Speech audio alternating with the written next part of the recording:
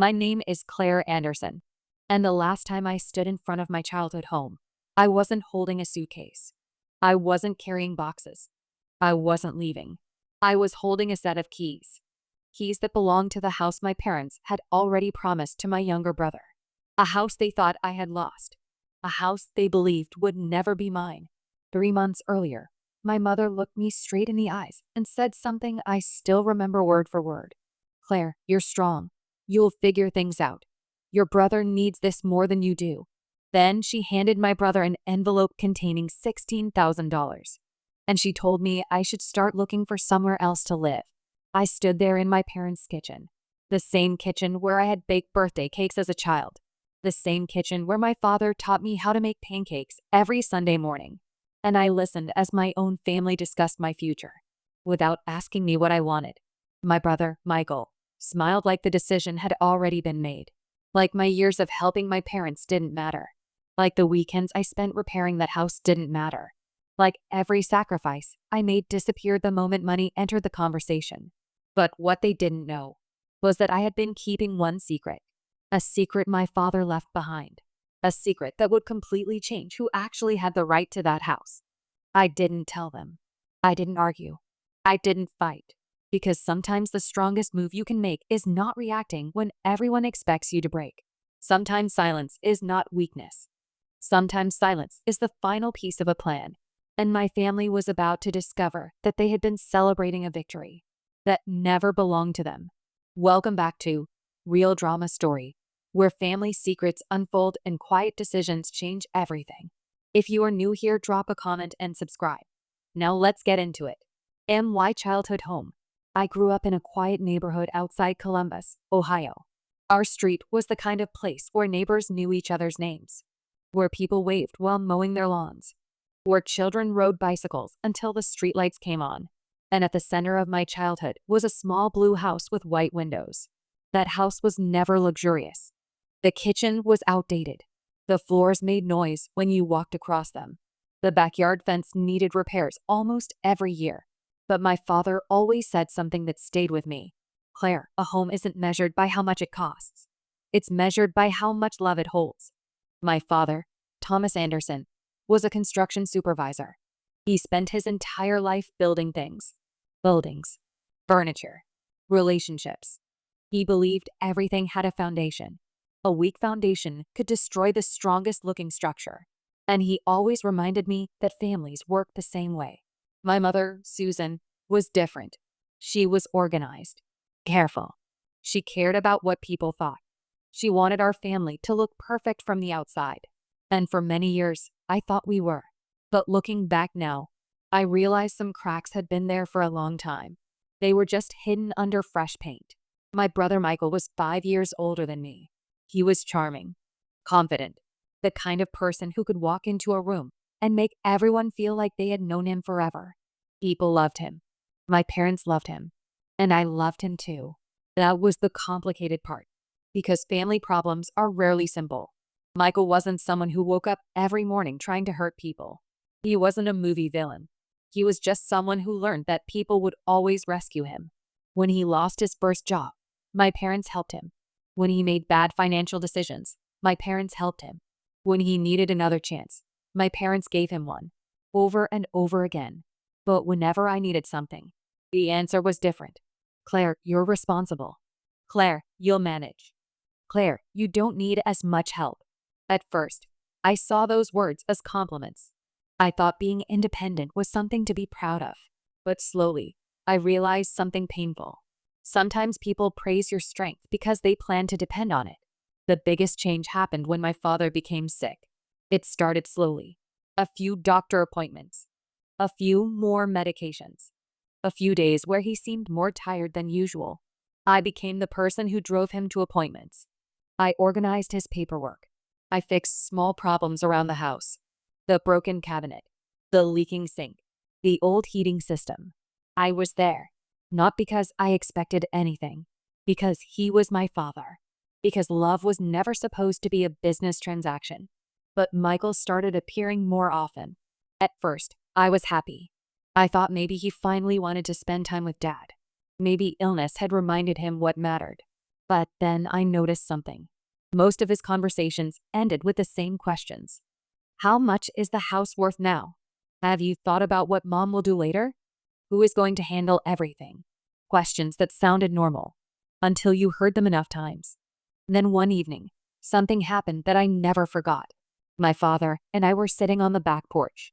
The sun was going down. He was holding his old coffee mug, the one with the chipped handle he refused to replace. He looked at me and said, "Claire, pay attention to what people do when they think something valuable is about to become available." I asked him what he meant. He looked toward the house. Then he said, "Sometimes people don't fight over what you built. They fight over what they think they deserve." At the time, I didn't understand. I thought he was talking about money. I didn't know he was warning me. Because 6 months later, after my father was gone, my family would show me exactly what he meant.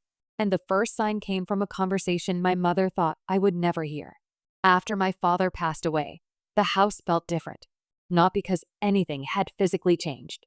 The walls were still the same. The kitchen cabinets were still the same. The old wooden staircase still made the same small cracking sound every time someone walked upstairs. But the person who made that house feel alive was gone. My father was the one who filled the silence. He was the one who fixed things when they broke. Not just broken furniture.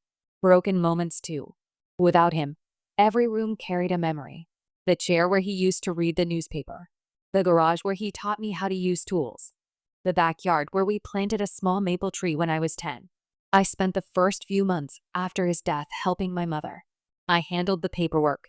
I organized medical bills. I contacted insurance companies. I made sure the house stayed maintained. I paid for repairs that couldn't wait. The roof needed attention. The water heater stopped working. The back door wouldn't lock properly. Little things. But little things become big things when nobody takes responsibility. And I didn't mind, because it was my parents' home. I thought taking care of it meant taking care of my family. I didn't realize I was quietly protecting something other people were already planning to claim. About 7 months after my father's funeral, my brother Michael started visiting more often. At first, I was relieved. I thought maybe losing dad had changed him. Maybe he finally understood that family was more important than money. But something felt different. He wasn't asking how mom was feeling. He wasn't asking if she needed help. He was asking about the house. One afternoon, while I was cleaning the garage, Michael walked in holding a folder. He looked around and smiled. "You know, this place has a lot of potential." I looked at him. "Potential for what?" He laughed. "Relax. I'm just saying, it's a great property." That sentence stayed with me, because my father never described our home as a property. He called it our place. A property has value. A home has meaning. And Michael was starting to see only one of those things. A few weeks later, my mother called me. Her voice sounded unusual. Not emotional. Not angry. Careful. The kind of voice people use when they already made a decision but want you to accept it peacefully. "Claire, I need to talk to you about something." I sat down. "What happened?" She took a long pause. "Your brother is struggling." I already knew where the conversation was going. Michael had recently lost money in a business deal. He had taken out loans. His family needed more space. And somehow, every problem in his life always seemed to lead back to my parents' house. My mother continued. "He has children. He needs stability." I said nothing. Then she said the sentence that changed how I saw everything. "Your father would want him to have the house." I looked around my apartment, the place I had rented for years, the place where I had built my own life. And I felt something inside me go quiet. Not anger. Not sadness. Something else. Clarity. I asked, "What about me, Mom?" There was a pause. Then she answered, "Claire, you're independent. You'll be okay." That sentence hurt more than I expected, because it meant something I didn't want to admit. They weren't choosing Michael because he needed more. They were choosing him because they believed I would survive being forgotten. 3 days later, Michael sent me a message. I still have that message saved. Not because I'm bitter, because sometimes a single sentence tells you everything about a person. It said, "Mom and Dad are helping me with $16,000 for moving expenses. Since I'll be taking over the house, you should probably start looking for another place." Another place. Not our home. Not Dad's house. Another place. Like I was a guest who had stayed too long. I read that message 3 times. Then I put my phone down, and I made a decision. I wasn't going to fight the way they expected. I wasn't going to scream. I wasn't going to beg, because my father taught me something important. When someone removes the foundation under your feet, you don't argue with the building. You build something stronger. The secret began 3 years earlier, before anyone knew my father's health was getting worse, before Michael started talking about the house, before my family believed they controlled my future.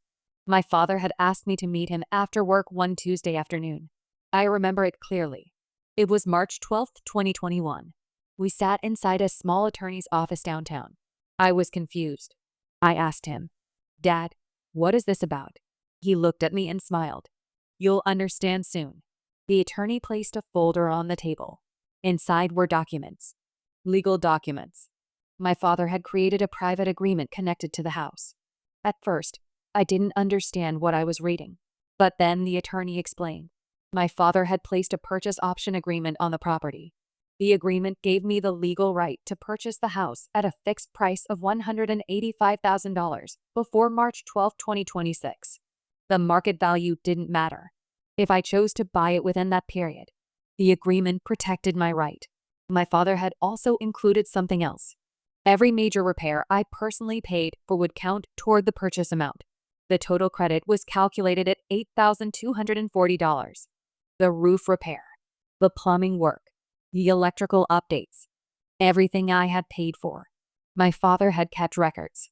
Every receipt, every invoice, every date. He saw everything.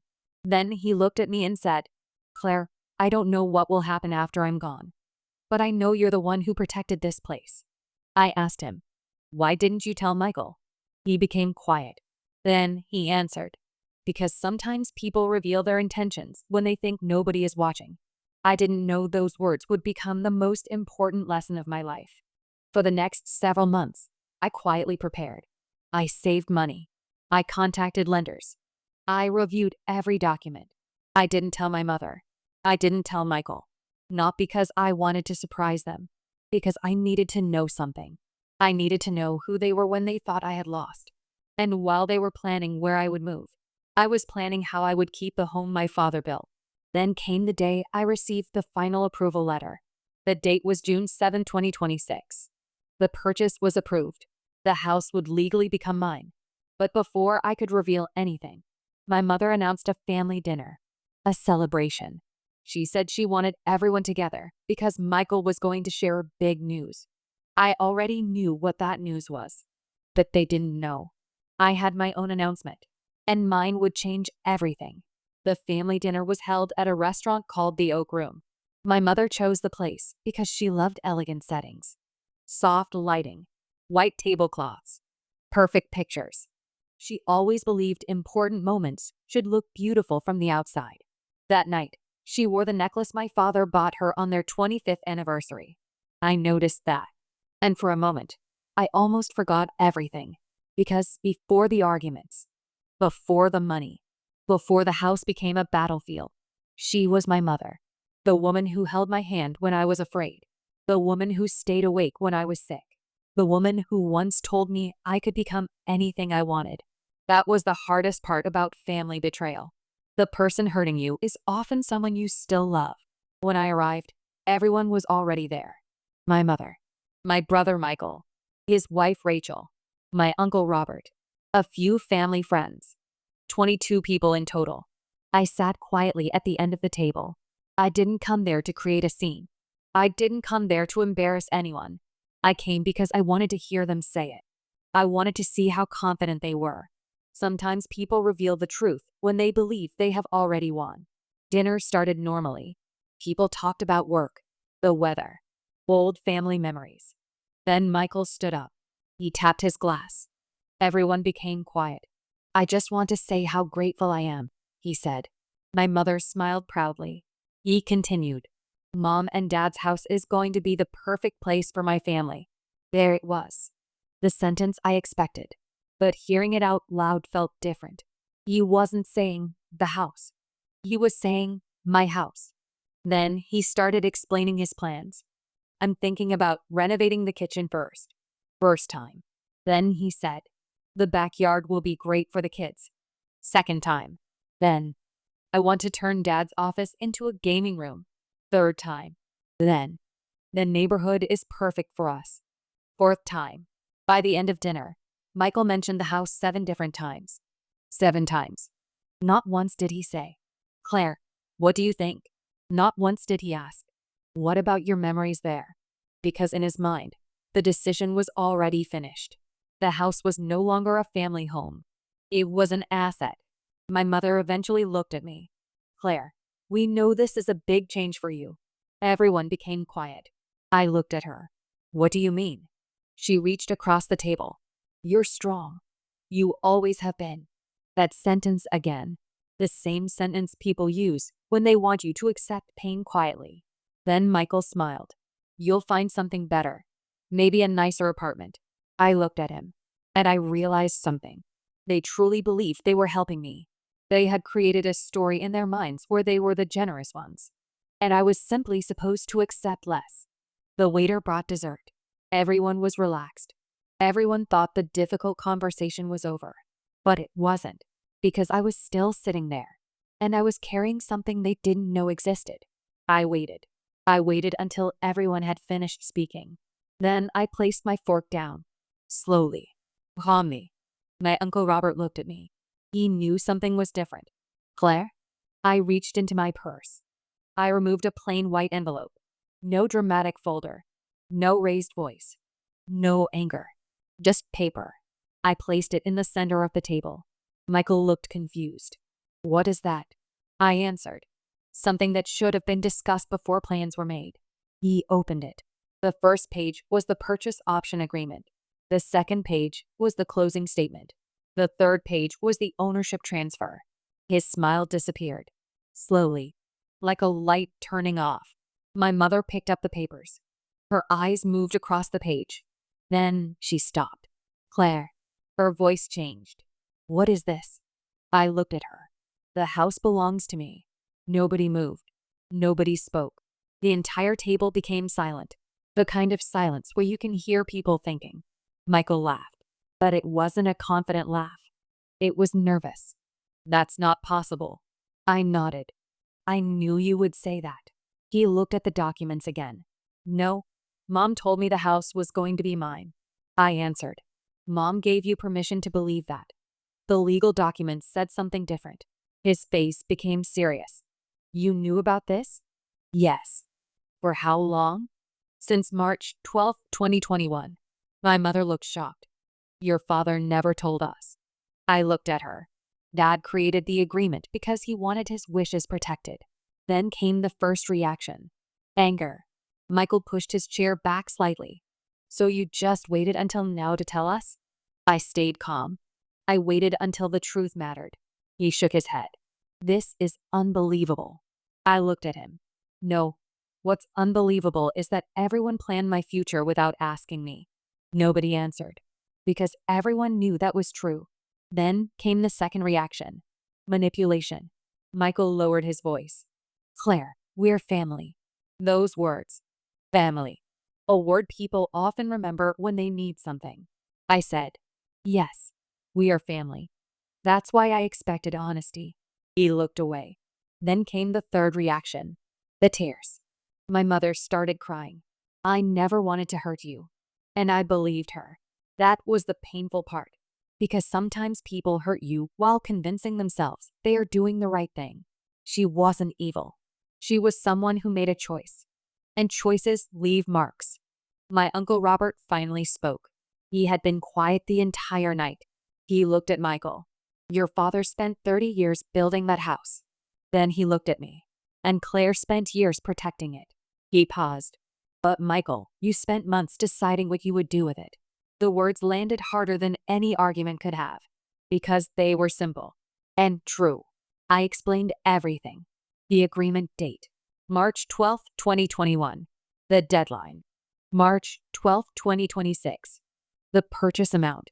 $185,000. The repair credits. $8,240. The closing date, June 7th, 2026. Every number, every detail. Because facts don't need emotion. They don't need shouting. They simply exist. Then Michael asked the question I knew was coming. So what happens now? Everyone looked at me. And for the first time that night, I realized something. I had the power. The same power they thought they had over me. I could hurt them. I could force them out. I could make them feel what I felt. But my father taught me better. A person who builds something strong doesn't destroy it just because someone tried to break it. I took a breath. And I answered, what happens now depends on what everyone chooses next. But what happened after that conversation was something none of us expected. Because the house was only the beginning. The real question was whether my family could survive the truth. After that dinner, nobody spoke for several minutes. Not because there was nothing to say. Because sometimes the truth creates a silence that words cannot immediately fill. My family walked into that restaurant believing they were celebrating a new beginning. They walked out realizing they had misunderstood the entire story. For the first time in months, nobody was telling me what was going to happen. Nobody was deciding where I would live. Nobody was explaining why someone else deserved more than me. The decision was finally mine. But having power over people is a strange feeling. Because the moment you have the ability to hurt someone, you learn who you really are. And I knew exactly who my father raised me to be. The next morning, Michael called me. I expected anger. I expected accusations. But his voice sounded different. Tired. Claire, can we talk? I sat at my kitchen table. The same table where my father used to drink coffee every morning. I said, okay. For a few seconds, neither of us spoke. Then he said, I thought Dad wanted me to have the house. I looked out the window. I know. And I thought you were keeping this from me because you wanted to win. That sentence surprised me because it was honest. I answered, I wasn't trying to win, Michael. I was trying to protect something Dad trusted me with. He became quiet. Then he asked, did Dad ever say anything about me? That question was harder than I expected because the answer mattered. I could have used that moment to hurt him. I could have listed every disappointment, every missed visit, every selfish decision. But I remembered my father. I remembered his patience. So I said, Dad loved you. He just wanted you to learn responsibility. The phone stayed silent. And for the first time in a long time, my brother didn't have a response. Over the next few weeks, things changed slowly, not dramatically. Real change rarely happens like a movie scene. It happens in small moments. A phone call, an apology, a conversation someone avoided for years. My mother asked if she could visit the house. At first, I wasn't sure, because every room carried memories, and some memories were painful. But I agreed. She walked through the front door quietly. She didn't act like the owner. She didn't tell me what needed to change. She simply stood there, looking around. Then she stopped in front of the kitchen wall, the wall where my father marked my height every birthday. There were still pencil lines, small marks, dates written beside them. She touched one of them, and tears filled her eyes. I forgot this was still here. I said, I didn't. She looked at me, and that moment was the first time I saw my mother not as someone who hurt me, but as someone who finally understood what she almost lost. A few days later, she gave me something, a small wooden box. Inside was my father's old watch, the one he wore almost every day. I had searched for it after his funeral, but couldn't find it. My mother held it in her hands. Your father wanted you to have this. I looked at her. When did he say that? She smiled sadly. 2 weeks before he passed. I froze. Why didn't you tell me? She looked down, and her answer was painful. Because I thought Michael needed more. That was the sentence that explained everything. Not greed, not hatred. A mistake. A mistake that damaged years of trust. Michael eventually admitted something. The $16,000 my parents gave him wasn't just for moving expenses. He had financial problems. He had debts. He had been trying to maintain an image that he couldn't afford. And my parents believed giving him the house would solve everything. But houses don't fix people. Money doesn't repair character. And a fresh start only works when someone is willing to change.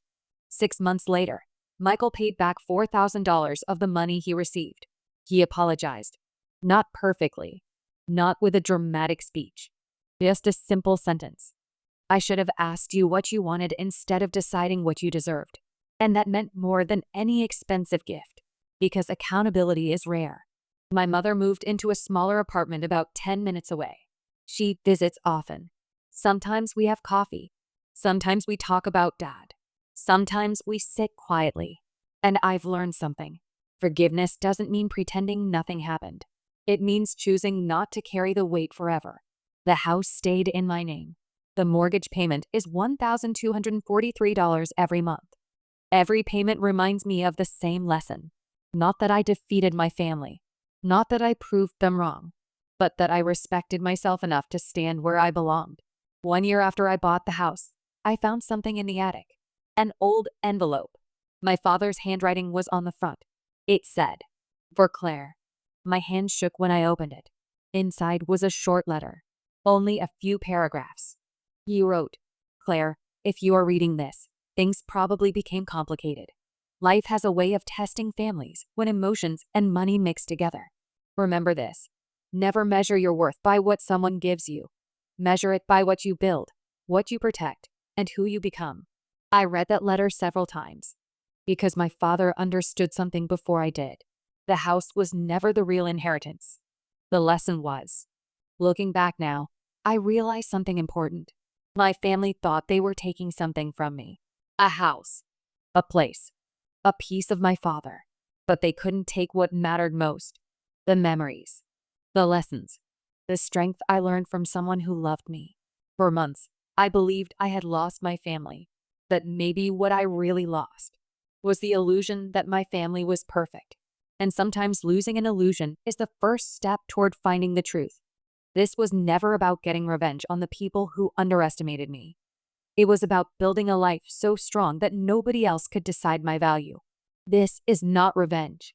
This is rebuilding. If this story reminded you to know your worth, share it with someone who needs to hear it. Subscribe, drop a comment, and I will see you in the next one.